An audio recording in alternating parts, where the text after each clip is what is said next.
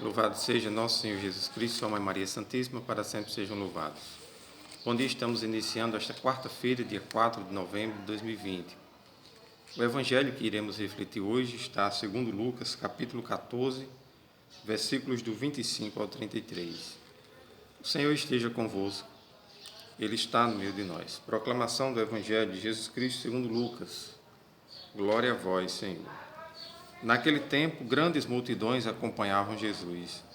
Voltando-se, ele disse: Se alguém vem a mim, mas não me prefere a seu pai e sua mãe, sua mulher e seus filhos, seus irmãos e irmãs, e até a sua própria vida, não pode ser meu discípulo.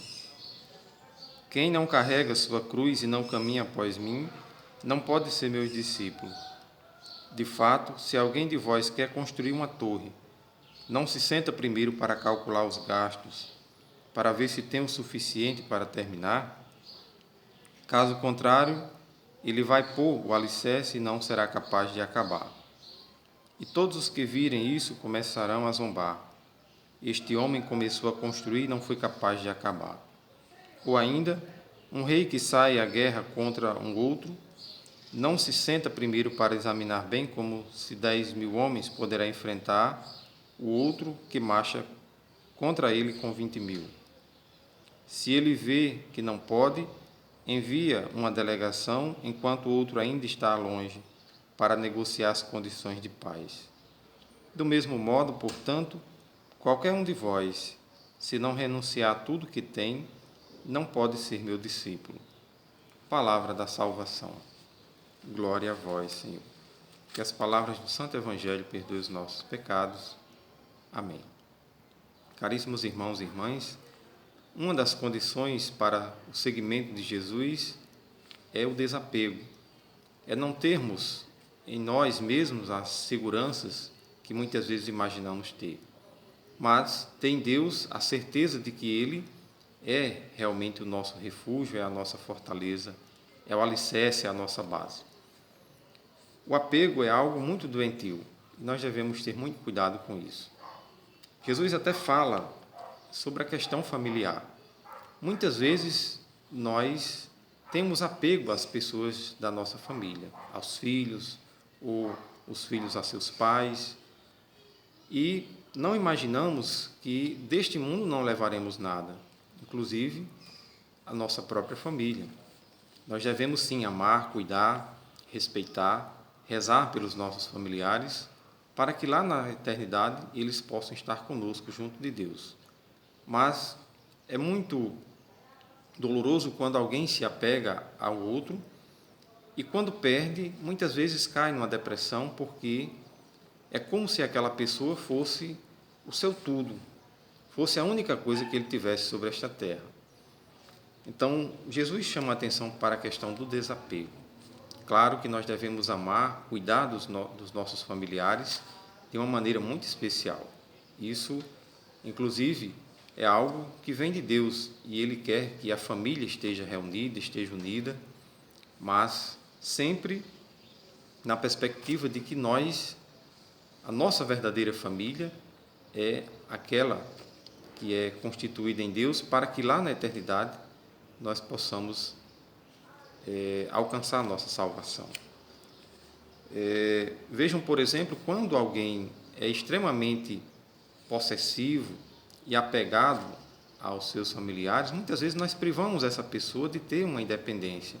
Veja, por exemplo, o caso de um filho que não consegue dar um passo sem que o seu pai e sua mãe resolvam as coisas por ele. Então, um dia essa pessoa, esse jovem vai precisar talvez fazer uma faculdade ou trabalhar fora, e se ele não tiver sua independência, como é que ele vai ficar? Ou então, quando ele perder seu pai e sua mãe, às vezes até financeiramente ele vai ter dificuldade, porque sempre dependeu do pai, sempre dependeu da mãe, e não consegue dar um passo se não for sobre os cuidados. É como se estivesse sob uma redoma de proteção, né, de cuidado excessivo, e isso é prejudicial. Outra coisa, o seguimento de Jesus, ele, além de requer de nós desapego, também a renúncia, né, das coisas deste mundo. E uma outra coisa interessante que Jesus fala é sobre a questão do planejamento. Se vamos construir uma casa, por exemplo, nós temos que calcular antes se temos as condições financeiras, né, para poder concluir aquela obra. E o que vemos hoje são muitas pessoas endividadas, que não conseguem se planejar financeiramente. Pessoas que compram excessivamente, inclusive coisas que são supérfluas, sem necessidade. Por exemplo, às vezes nós só temos 2 pés, mas tem pessoas que têm 100 pares de sapato. Ou então um guarda-roupa que não usará nem a metade da roupa, mesmo que viva uns 100 anos.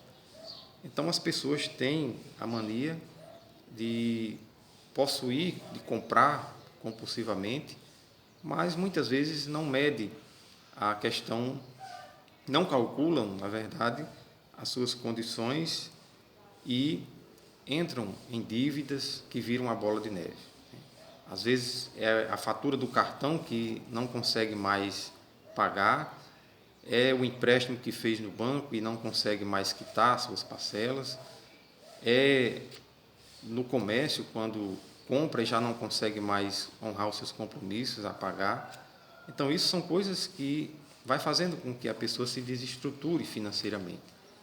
Então, é importante nós termos um controle, um planejamento financeiro na nossa vida, porque as dívidas vai fazer com que a pessoa fique ansiosa, preocupada e muitas vezes viva uma vida infeliz porque não consegue mais se organizar financeiramente.